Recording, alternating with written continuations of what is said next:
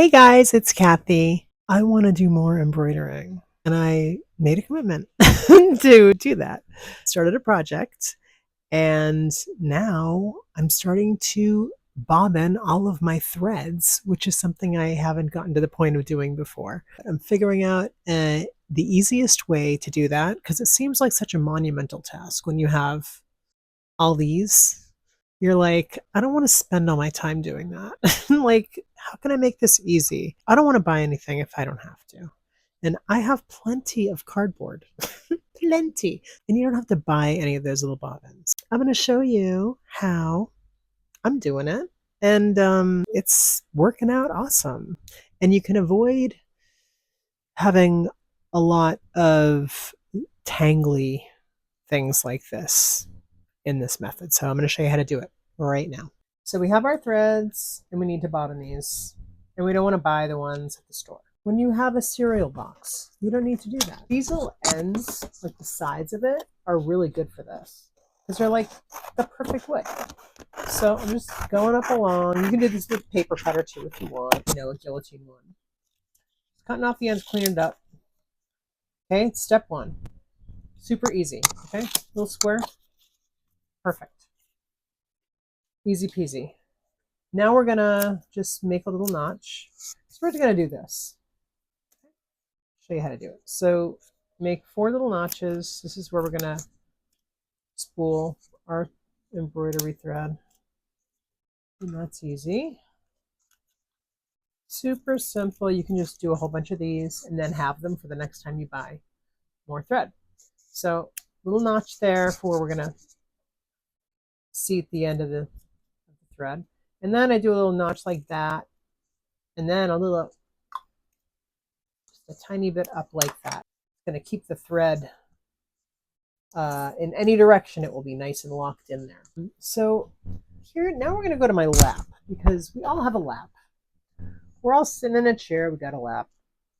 We're going to take our thread. This is all assuming you've already done this, which I highly recommend you do something like this. When you get your thread at the store, when you get home, just make a note of the thread. Like put a little piece of thread. You can do this any way you want. This is just the way I did it. This is assuming you've already done that. And you find your end of your thread. And so we want to make sure this doesn't turn into a big knot, which is very, very easy to occur. So you want to unspool it all first. And I just unspool it in my lap. See, this is the thing that happens. There is something to be said for like untangling things. There's something kind of satisfying about it for me. But I don't need to be untangling like 20 of these. So just unravel it gently in your lap into a little pile, and so the strands aren't tangly. And it's pretty easy to get into a groove to do this. Just keep things loose. And this is the part you have to worry about because this is the part that can get so easily tangled. So once you just sort of gently pile them in your lap, it's going to make it a lot easier when you're spooling and quicker.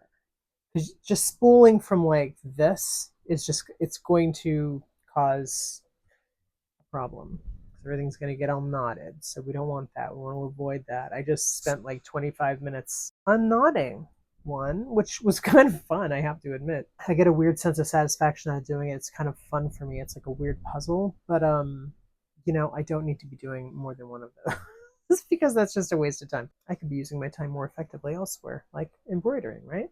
So you just want to do like a loose, gentle string, all like that. Just pile it on top of each other gently and, loosely in a little pile right here. We are there, okay? That was 3 minutes maybe, okay? That's going to save us a lot of time in the long run. Let's take our end, and we're going to notch our end right in the center, right there. I do like a gentle little loop here.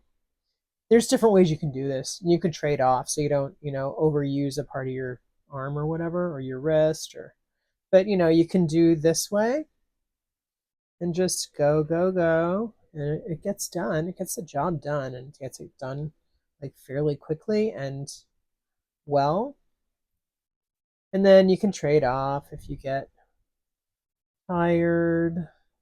Generally this pile, I think because I have the camera right here, I'm more compact down here and it's causing it to look like it's gonna get like I'm gonna have an issue here, but it's really not. The thread is all piled on top of each other. It's clinging to itself a little bit, so it looks like, oh, is it knotty? No, it's not actually knotty. It's the string is all piled right on top of each other, and it is not in a knot. And as long as I bobbin this now, it's gonna be fine. So yeah, just keep going with this, and then you're good to go. But I'm gonna show you what to do if you do find that you get a knotty bunch. Say this gets into a knot and you're stuck, right? You're like, okay, now what?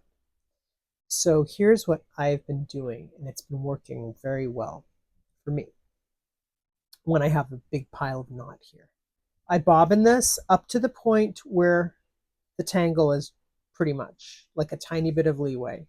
And then I lock it in.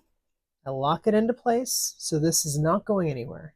And then if I had a big knot here and I had to do some ins and outs and travel throughs, that's what I would be doing. When you get a little bit more, then you do that again. But that little notch, right? That little up notch, how you cut down like diagonal and then you do like a teeny little, that little notch is great because that locks your thread in. You don't have to worry about it. I just keep going along, keep going along, keep going along, and everything's good. And I'm not running into any problems. So, and the reason I say to do this is because it takes pressure off of your joints. And when you're doing something repetitive for a long time, like I have a lot of these to do. You don't want to be like grabbing, you know what I mean? So you want to just give your hands a break as much as you can, and your wrists and all that. So the least wear and tear, the better. So then at the end of my rope, at the end of my thread, I'm going to just notch it in. And then when I'm done, I'm going to go through my chart here, and I'm going to mark all of these colors with their number, so I'll know.